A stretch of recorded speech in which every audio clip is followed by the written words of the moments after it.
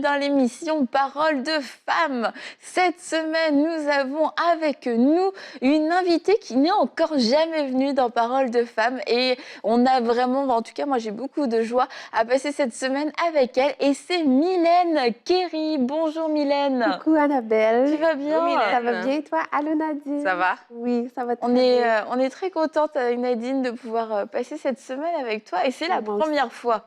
C'est Oui, drôle quand même première que ce fois. soit la première fois quand même parce qu'on n'est pas si loin. On n'était pas si loin l'une de l'autre, mais tu es là, donc je suis très là. contente. Et, Merci pour votre accueil. je Merci pense pour l'invitation. qu'il y a beaucoup de gens qui se disent moi Mylène, je la connais, je l'ai déjà vue et tout.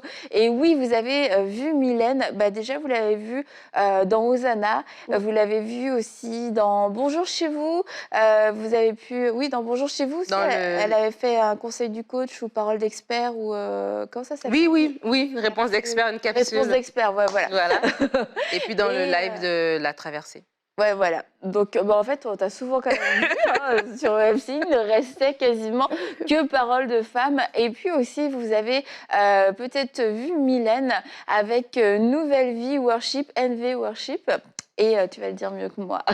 NB Et, Worship. parce que vous faites un travail vraiment excellent et exceptionnel dans la francophonie. Je dirais surtout depuis qu'il y a eu le confinement, vous avez mis à disposition de toute l'Église francophone des super chants, super bien traduits, super bien chantés, ouin et tout. Alors félicitations Merci Mylène, beaucoup. à toi et toute ton équipe, parce que ça c'est vraiment des outils, je pense, dont toute la francophonie a pu bénéficier, dont on bénéficie toujours aujourd'hui. Et Mylène, si vous ne le saviez pas, est la directrice de louanges de NV Worship, donc du groupe de louanges de Nouvelle Vie. Nouvelle Vie, une église qui rayonne aussi dans la francophonie depuis 2018, mais ça faisait déjà très longtemps que tu faisais partie de l'équipe de louanges. Oui, exactement. Ça. Exactement. Oh. Tu as bien réussi. J'avais quand même besoin d'une validation au cas où. Non, vraiment, c'est super parce que j'ai trouvé que vous aviez fait un travail, j'aurais dit, mais assez exceptionnel. Pendant le temps du confinement, il y a eu très peu de temps pour se retourner et ça a été douloureux pour beaucoup d'églises qui n'avaient pas forcément les moyens techniques, etc. Et je pense que votre louange, ce que vous avez pu mettre en ligne, a été une grande source de bénédiction pour beaucoup d'églises. C'est devenu la louange de beaucoup d'églises. Et vraiment, merci parce que c'est super. C'est comme ça que le corps de Christ fonctionne et particulièrement dans les temps de défis. Je ne sais pas si tu pensais que ça allait avoir autant d'ampleur et d'impact à ce moment-là. Non, pas du tout, justement, parce que c'est quelque chose qu'on n'avait jamais fait. C'est quelque chose qu'on avait à cœur de dire un jour, on aimerait qu'une nouvelle vie soit en ligne. Et vous savez, comme c'est, là, il y a toujours un projet qui n'attend pas l'autre. Et quand la pandémie est arrivée, c'est comme si on a été poussé en bas du nez pour dire on n'a pas le choix. Et je peux dire qu'en l'espace de 48 heures, on a fait le travail de 6 mois. Wow! Donc, toute l'équipe a travaillé jour et nuit pour que le dimanche, je crois que c'était le jeudi, qu'on a eu la nouvelle comme quoi qu'on ne pouvait plus avoir les cultes en présentiel et tout ça. Et on voulait offrir quelque chose déjà à notre église locale aussi. Donc, on s'est dit, OK, go, on met la main à la pâte. Et l'équipe a grossi de manière exponentielle au courant de ces 2 dernières années. Et on s'est dit, on se serre les coudes et on fait... En fait, les gens, ce qui peut-être ne réalisaient pas, c'est qu'on a simplement offert ce qu'on ne voyait pas avant. Donc, la louange qu'on offrait, c'est ce qu'on offrait à notre église, mais ce n'était pas quelque chose qui était mis en ligne. Donc, on a eu la chance de le faire. Puis, je pense que la traduction, la chanson La Bénédiction aussi, a eu un impact. Puis ça, c'est grâce à Pasteur Claude, parce que c'est lui qui, dès que la chanson est sortie, il a dit l'Église en francophonie et même nous, oui, on a besoin. Fait qu'en 24 heures, on l'a fait, on l'a enregistré. Puis, Ils sont rapides.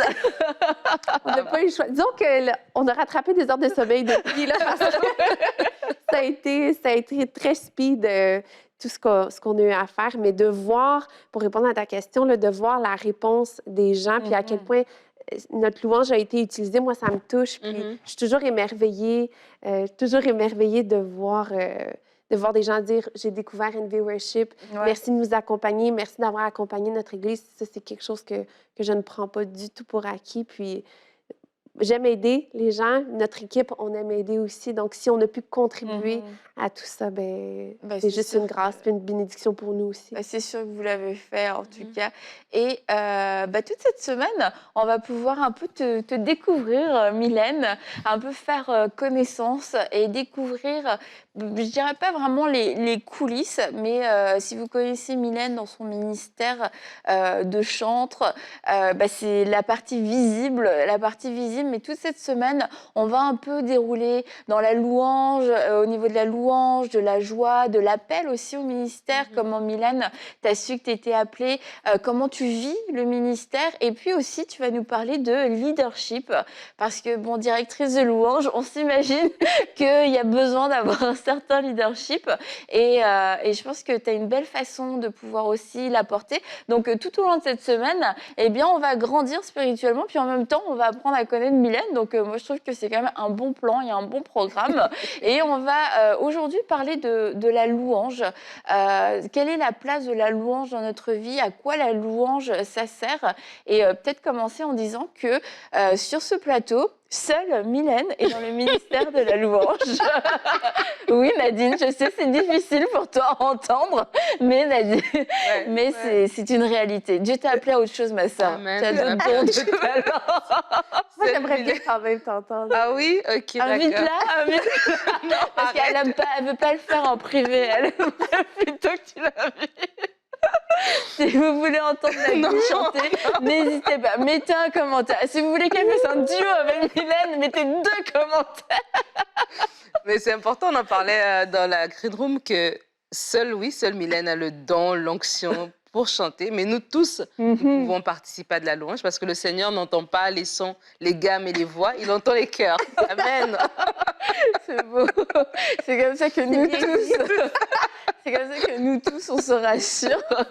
Mais c'est vrai que quand on parle de louange, quelquefois, on peut juste penser la louange, c'est le ministère de la louange. Il faut savoir chanter. Or, la louange, c'est beaucoup plus que ça. Et c'est ce que devrait vivre chaque chrétien, finalement. J'aime dire que l'adoration précède la musique. Parce que l'adoration, c'est un style de vie. C'est dans tout ce qu'on est, dans tout ce qu'on fait. On a été créés pour louer, adorer Dieu. Et louer et adorer, c'est pas seulement de chanter, de jouer un instrument, d'être dans une chorale ou d'avoir un micro à la main. C'est dans tout ce qu'on fait, même en privé. C'est notre façon de cultiver notre relation avec Dieu. Et vous savez, même dans la Bible, ça dit les arbres, les pierres, les montagnes, les océans exaltent louent Dieu. Donc, à plus forte raison, à quel point nous aussi, en tant qu'être humain, pas seulement en tant que chanteur et musicien, mais qu'on a besoin de le faire dans notre vie personnelle.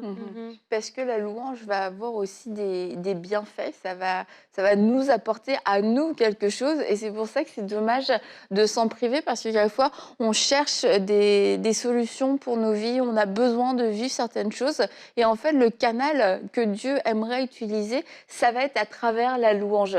Et puis, on peut se dire, oui, moi, je vais pouvoir louer Dieu quand je vais avoir ma réponse, quand je vais avoir eu l'exaucement de ma prière. Mais en fait, la louange va aussi précéder tous ces accomplissements. Ça fait partie du début. C'est vraiment le point de départ. Et toi, selon toi, Mylène, c'est quoi un peu les bienfaits de la louange? Bien, pour moi, j'en ai plusieurs. Pour ceux qui me connaissent... Vas-y, on a le temps. Tu peux en donner plusieurs. Non, mais je suis une passionnée. Je suis vraiment une passionnée. Dans la vie, en général, là, je ris fort, je parle fort, j'aime manger, j'aime beaucoup manger. J'aime la vie en général, mais je suis passionnée de la louange parce que, déjà, de un, je trouve que la louange nous rapproche de Dieu. Comme je disais tantôt, dans la Bible, c'est écrit que les arbres, les océans, tout ça exalte, comme je disais, le nom de Dieu. Donc, tout ça nous rapproche de qui est Dieu, nous rapproche de la création. Et j'aime la louange parce que, bon, c'est sûr que chacun l'exprime à sa façon. Hein. Il y a des gens que ça va être au travers de l'écriture, il y en a que ça va être au travers de la danse, d'autres, ça va être au travers du chant. Puis ça, pour moi, c'est au travers du chant que j'exprime ma louange à Dieu. Mais j'aime aussi parce que la louange nous recentre aussi. La louange nous recentre sur Dieu. Parce que alors qu'on loue, on se fait sourd. J'aime dire que on se fait sourd à tout ce qui se passe alentour de nous. Et on est focusé sur Dieu. On est recentré sur qui est Dieu. Puis c'est une des raisons pour laquelle j'aime louer, j'aime adorer, parce qu'on vit dans un monde où est-ce que tout va vite, on vit dans un monde où est-ce qu'on court toujours après le temps, mais j'ai l'impression que quand je loue, le temps s'arrête. Hein? J'ai l'impression que quand je loue, il y a juste moi et Dieu, parce que mes yeux sont fixés complètement sur lui. Donc, oui. Et une des choses qui peut être finalement triste, c'est de se limiter à expérimenter la louange dans nos vies personnelles que dans les temps de louange le dimanche. Et puis on se dit, ah ouais, c'était trop fort à l'église et tout ça. Tu sais, j'ai senti la présence de Dieu. Puis c'est là où on vit, on a l'impression que le temps s'arrête, que Dieu n'entend que nous, etc. Et en fait, c'est de se dire, mais tout ça, c'est accessible en dehors du dimanche. C'est pas réservé au temps de louange. C'est vraiment des moments que moi-même, je peux créer, que je peux initier. Oui, absolument. Moi, j'aime me rappeler, je l'avais déjà raconté ça, c'est quand je m'étais cassé le pied, que j'étais à la maison. Et j'ai vécu des temps forts de louange alors que j'étais seule chez moi avec ma télé sur YouTube. Parce qu'en fait, comme dit Mylène, c'est ça, c'est le moment où ton cœur regarde à Dieu. Et on parle des fois dans nos vies, on peut vivre des difficultés. On peut, comme tu disais tout à l'heure, s'attendre à louer que lorsque j'aurai vu une solution, lorsque je serai rendue à la fin, je dirai merci pour ce que j'ai vu. Mais la louange aussi, il y a un aspect prophétique à la louange. La louange est en train de déclarer ce que Dieu fait. La louange est en train de parler de ce que Dieu est. La louange est en train d'annoncer même à nos difficultés leur fin, en fait. D'annoncer à cette difficulté financière, voici ta fin, parce que la Bible me dit que mon Dieu pourvoit à tous mes besoins. D'annoncer à ce problème de santé, voici ta fin, parce que ma Bible me dit que Jésus-Christ a porté ma maladie, qu'il a été cloué à la croix et que j'ai été guéri. Donc la louange, c'est ce moment où est-ce que on n'exprime pas notre réalité, mais la vérité de ce qui est Dieu. Et lorsqu'on le fait, je crois que même lorsqu'on sort, entre guillemets, de nos temps de louange, mais Mylène l'a dit, c'est dans notre vie de tous les jours, mais lorsqu'on sort de ces moments, ben, c'est comme si nous-mêmes, on est requinqués, en fait. On est prêt à affronter nos défis, on est prêt à regarder la vie avec un œil nouveau, pas avec un œil de tristesse, voilà, par rapport à ce qu'on vit, machin, mais un œil nouveau, un œil de foi par rapport à ce que la parole de Dieu dit. Donc vraiment, on fait des blagues en disant oui, les voix, etc. Mais pour de vrai, réalisons je crois que c'est une arme, entre guillemets, que le Seigneur nous a donnée, que la louange. La louange, c'est fort. La louange, vraiment, quand on réalise spirituellement ce qu'on fait dans la louange, on fait quelque chose de vraiment fort. Ce n'est pas minime, ce n'est pas juste des sons, de la musique. C'est vraiment, ouais, c'est des déclarations très fortes qu'on fait dans le monde spirituel aussi. Et on va parler cette semaine de la joie, mais il y a des choses comme ça, la louange, la joie, qui ont l'air quasiment anodines. En fait, tu te dis, ça peut être une option dans notre vie chrétienne. On peut s'en sortir sans. Oui, on peut s'en sortir sans, sincèrement. Je pense que c'est triste. Hein. C'est triste de pas. Ouais, c'est triste parce que tu réalises pas l'impact. Mais quelquefois, à vouloir être trop spirituel, à être trop dans des hauteurs spirituelles, c'est que oui, bon, la louange, c'est pas non plus la joie. On va parler demain de la joie, mais on va voir la joie, ce cadeau, ce don que Dieu nous donne, le potentiel que ça a. Et quand on réalise que la louange, c'est la puissance de la louange, mais on n'a plus jamais envie de se taire, on n'a plus jamais envie de se laisser marcher dessus par les circonstances et puis de continuer à parler notre réalité qui est contraire à ce que Dieu veut pour nous. Et c'est la louange. Je le redis, ça ne doit pas être limité au dimanche quand il y a quelqu'un qui va nous porter. C'est quelque chose qu'on doit développer. Et comment, on peut peut-être donner aujourd'hui un peu plus de conseils, mais tu as dit, que la louange pouvait s'exprimer de différentes façons. Donc ça, c'est vraiment important parce que déjà, ça peut être une grande révélation. Mais comment, toi, par exemple, comment est-ce que tu commences un temps de louange? Est-ce que tu dis, tiens, je prends un temps de louange à telle heure, machin? Est-ce qu'il y a tout un truc? Comment est-ce que toi, tu fais? Quand j'étais petite, on dirait que pour moi, tout devait être réglé d'une certaine façon. Tu sais, puis j'ai appris qu'en vieillissant, pas du tout. Ben déjà, les responsabilités changent et tout. Mais tu me dis ça, puis je me vois et je ris de moi-même parce que c'était comme si je devais être dans ma chambre, je devais être assise, je devais lire ma Bible pendant 15 minutes. Après, je devais mettre un album et chanter pendant 15 minutes. Tu sais, tout était réglé. Je me souviens de moi parce que j'ai eu l'exemple de mes parents qui se sont toujours levés tôt. Puis ils allaient ouvrir l'église pour les gens qui voulaient venir prendre un temps de prière avant d'aller au travail. Mhm. Et pour moi, bon, prier, c'était de les voir marcher dans l'église. Tu sais, on dirait que c'était une façon de faire, mais pour moi, ça a été une clé en vieillissant que ça ne devienne pas routinier dans ma vie.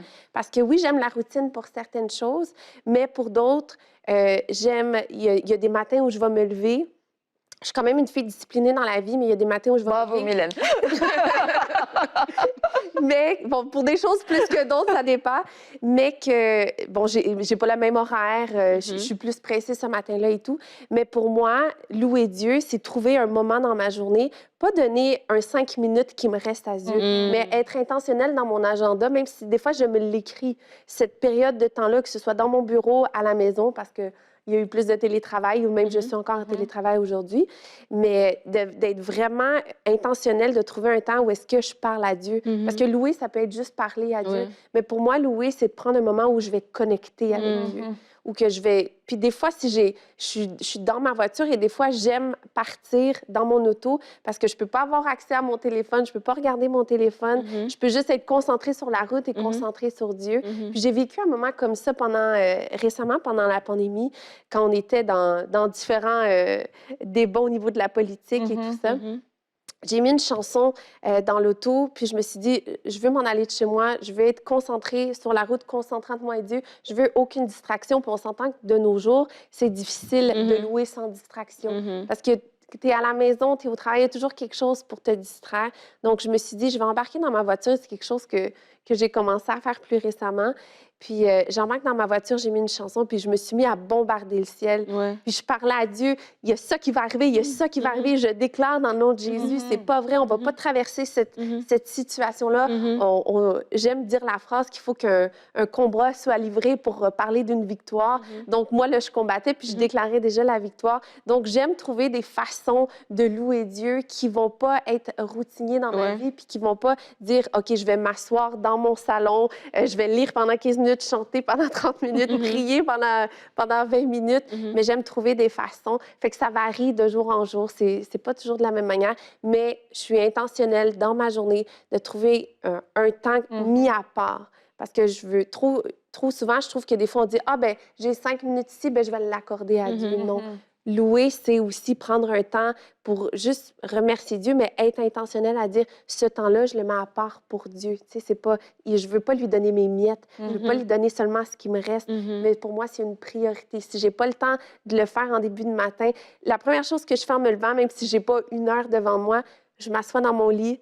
Puis souvent, je vais prier pour mon mari qui est à côté de moi, puis j'offre juste ma journée à Dieu. Mais après, dans ma journée, je vais prendre un moment où je vais être intentionnelle pour louer absolument.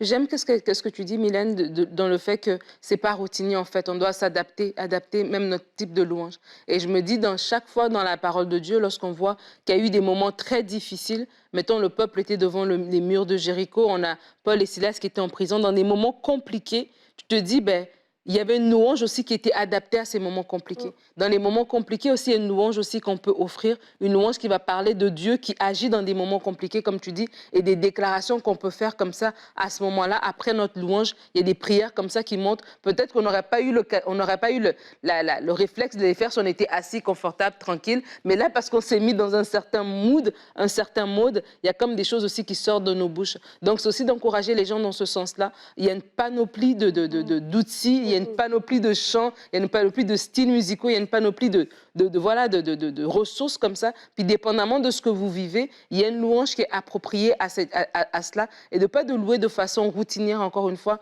mais de vraiment s'ouvrir. Et puis des fois, il y a un chant, peut-être un chant avec simple, mais qui te touche, mais de fou. Tu pleures et tout, mais c'est des paroles tellement normales ou basiques, mais parce qu'à ce moment-là, c'est ça que ton cœur a besoin. Et vraiment, moi, je trouve que c'est vraiment un bel encouragement de dire que ce ne soit pas juste routinier, on ne met pas juste une cassette pour mettre une cassette, mais aujourd'hui, Seigneur, alors que je te loue, mais pas une cassette. Bon, voilà. Ça revient, ça fait son comeback. OK. C'est bon. Alors, on n'appuie pas sur son Bluetooth. OK. Mais aujourd'hui, pendant que je te loue, Seigneur, dis-moi quelque chose. Et puis toi-même aussi, tu t'es saisi par cette louange et tu te mets à déclarer des choses que tu n'aurais pas déclarées en temps normal. Et moi, j'aime vraiment l'équilibre aussi que tu apportes. Et c'est peut-être ça, quelquefois, qui crée une petite confusion, mais entre la routine et la discipline. La discipline, c'est ce qui va nous rendre intentionnels. Il n'y a pas une journée qui ne va pas se passer sans que j'ai passé ce temps à louer Dieu parce que j'ai conscience de la puissance de la louange. Je sais ce que ça m'apporte aussi. Je sais que c'est quelque chose que Dieu aime, mais en même temps, de ne pas tomber dans cette routine et puis et dans quelque chose de très protocolaire. Et peut-être tu rigolais de toi-même quand tu étais plus jeune, mais je pense que beaucoup de gens, en fait, le vivent encore comme ça aujourd'hui et plus vieux parce que c'est le modèle qu'on a eu et on se dit que peut-être ne pas le faire comme ça, c'est un manque de révérence, c'est un manque d'honneur envers Dieu. Bien, il peut y avoir différentes raisons pour qu'on puisse suivre tout un chemin, mais c'est pas un chemin qui finalement vient de votre cœur et puis parce que ça porte du fruit, c'est parce que vous l'avez appris comme ça, mais du coup ça devient un frein parce que on sent que c'est sec, on dit les mêmes choses quasiment tous les jours, on y va à contre-cœur, c'est pesant en fait. Et quand on vit un vrai moment de louange, eh bien en fait quand on termine, on se dit mais pourquoi je le fais pas plus souvent? J'ai trop hâte à la prochaine fois, mais c'est pas bon c'est bon, c'est fait, je peux rentrer, je peux arrêter, je peux terminer. On est rempli, ça nous a fait du bien et on a hâte à la prochaine fois. Et si c'est sec à chaque fois que vous le faites, c'est un indicateur que peut-être il y a quelque chose à changer, la routine n'est pas la bonne et vous avez besoin de vivre une nouvelle liberté, de sortir de tous ces modèles, de tous ces chemins religieux et traditionnels qui vous ont fait croire que la louange, ça ressemblait à ça, que la prière, ça ressemblait à ça. Et Mylène, elle va prendre sa voiture, peut-être que vous allez prendre votre voiture aussi, peut-être que vous allez aller marcher, peut-être que vous allez rester allongé dans votre lit, peut-être que... Bref, il y a différentes choses. J'avais entendu quelqu'un qui disait que elle, son temps, c'était quand elle faisait du footing. Alors là, je me suis dit, je ne comprends pas. Là, franchement, Seigneur. Sûrement qu'elle avait un bon cardio. Ah ouais, je dis là, c'est un autre niveau. Hein. Parce que réussir à dire, moi, c'est vraiment mon temps de louange, hein. Même pas de prière, c'est de louange. Tu te dis, est-ce qu'elle chante en plus? Donc, c'est peut-être pas le footing pour vous non plus. Mais demandez au Saint-Esprit, c'est quoi mon truc à moi? Et n'ayez pas peur de renoncer à la religion. Mais je trouve qu'il y a quelque chose qu'il faut cultiver aussi, c'est apprendre à temps. Puis ça, moi, je suis la première à avoir du mal, là, mais c'est apprendre nos temps de louange dans le silence. Parce qu'aujourd'hui, comme tu dis, il y a tellement d'outils. On peut mettre YouTube, on peut mettre Spotify, iTunes. Tu peux écouter une prédication, on peut écouter une playlist de louanges instrumentales. Je veux dire, on peut, même pendant notre temps de louange, se divertir. Puis, je trouve que c'est tellement important de juste s'arrêter puis de vivre un temps où est-ce que la seule chose qui compte puis la seule chose qu'on entend, c'est la voix de Dieu. Tu sais, c'est d'être attentif puis de dire, je vais prendre un temps de louange puis je vais avoir rien pour me divertir, mais je vais être intentionnelle à juste vouloir entendre la voix de Dieu pendant que je loue. Puis ça, je trouve, pour ma part, c'est quelque chose qui est plus difficile parce que tes pensées, puis des fois, tu veux quelque chose pour accompagner tes pensées.